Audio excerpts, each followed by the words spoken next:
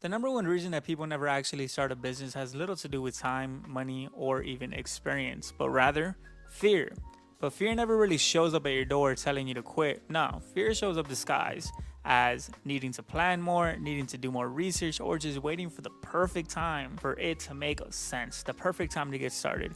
But let me tell you, from someone that actually learned about Amazon FBA 10 years ago, the perfect time was yesterday. The next perfect time is today. But to kind of introduce myself, my name is Ruben. I was born and raised in California, specifically Los Angeles, and I currently live in Las Vegas, Nevada.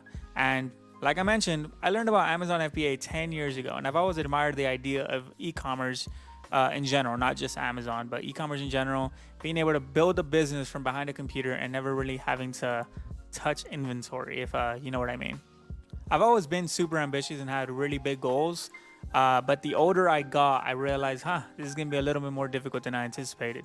And that's usually how business goes. Business is hard. You know it's hard, and it's actually harder than you think it is when you actually get started. Anyone that tells you otherwise is just trying to sell you the dream, and they're more than likely just trying to sell you something. You are the business. But let's move on to why I'm actually starting this YouTube channel. I've actually tried to do content a few times before. I had a car channel, which is actually this channel, that I ran from like 18 to 23. I'm 28 now. And I just did videos on modifications that I did to my Subarus and things like that. I actually had a podcast with my brother a few years ago that we ended up putting down since then. And now I'm trying to document my Amazon FBA journey. I started Amazon FBA about a year and a half ago. I have had a lot of trial and error. We have made a lot of mistakes, but that's business. You start, you learn, you continue, right? As long as you don't give up, you never truly fail. If I'm being completely honest, and I actually always say this out loud, I genuinely believe that Amazon is going to be the reason I become a millionaire. Well, my brother and I combined. To kind of give you a little bit of background of what actually made me pull the trigger on Amazon a few years ago, this is probably 2 years ago now, I was making a good amount of money with the current business that I had. And I had been in this business for a few years at that point. I've actually been doing the same exact business since I was 18 years old. And I see no end in this business. I just knew, like, hey, you kind of make money sometimes, you can kind of hustle, but it's always going to be an active hustle. You always got to keep going in this business in order to make more money. And to be completely honest with you, I don't think it's worth it. In the long run, I think now I always thought I need to use that money to fund something else. And that's when Amazon came along. I was like, all right, let me do something. And I ended up buying a course on it. I bought the course and I mentioned it to my brother, hey, I'm going to be doing this. And he was like, oh, that's cool. And then after like a month, I was like, you should do it with me. And my brother and I have never really done a business together up to this point. And after a little bit of convincing, he was like, all right, let's do it. And we ended up starting. Now, I'm going to be completely honest. When my brother and I started Amazon FBA, we had a lot of money to burn, and we could care less if we burned it. But also, in hindsight, we burned a lot of money for just being naive and not really paying attention. We had paid for a course, but there was a lot of things in the course that I don't think we took literal, or we didn't really like take the time to actually learn it. And we kind of just went trial and error, and we're like, we're gonna learn this regardless, and we made a lot of mistakes. Specifically with the first products that we actually chose, those were like terrible mistakes.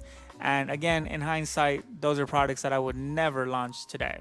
So this channel is just going to be me documenting the journey. I am going to pretty much peel the curtain back on my current sales, what we are currently doing, and then just future launches that we plan on doing. Obviously, I'm not going to show the products that I'm actually selling. That is not smart for social media, because then people are just going to go launch the same product a million times over. But I am going to show you guys how to launch products, how to do product research, kind of like a bunch of the things that it takes to even launch a product here on YouTube. And I know I'm kind of just doing this one take, but I'm kind of just being authentic and just showing you guys the real side of me. But let's get to Amazon FBA. Amazon FBA is a very broad term. I feel like a lot of people will say that on social media, but what do I mean exactly when I say Amazon FBA? Well, when I say Amazon FBA, I am doing Amazon FBA private label. Well, if you took a shot for every single time I said that, you'd probably be drunk by now, but I am doing private label, which essentially means you are creating your own brand. You are getting a product, slapping your logo on it, and selling it as your own. There is also Amazon FBA wholesale, which is essentially selling branded products, but The flaw with that is you don't really own a business. You kind of just make a job for yourself, which is cool if you want to be self-employed, make a little bit of money. But that's not that wasn't really the goal for me. I wanted to own a brand, something that I can build up to actually have value one day, and if I want to, I can exit out of it. And then last but not least, there's like Amazon arbitrage, which is essentially going to stores, scanning products, and trying to find profitable products that you can sell on Amazon, right? This is branded products as well. But to be completely honest with you, private label probably is the biggest risk, biggest reward. And the reason I say that is with wholesale, I've seen people go from $0 to $70,000 a month in a few months with wholesale. The problem with that, again, is you don't truly own the product, and the margins for wholesale are very, very low. Like there's some people that struggle to just break even sometimes. With private label, you can actually hit 50% margins if you have an extremely good product, but that's very unlikely. I'm saying it's possible to hit those margins. The realistic margins to actually aim for when you're doing private label is 20 to 30%.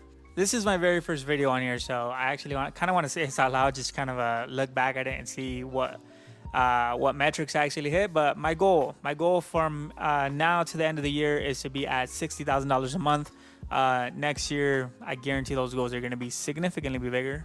But at $60,000 a month at like a 25% margin, that is more or less, what is that, 15,000 ish a month in profit, which is cool. That's a good start, but my goals are much higher than that. That's just you know, there's a quote by Russ where they ask him, what's the worst advice you've ever received? And he says, be realistic. And I actually love that.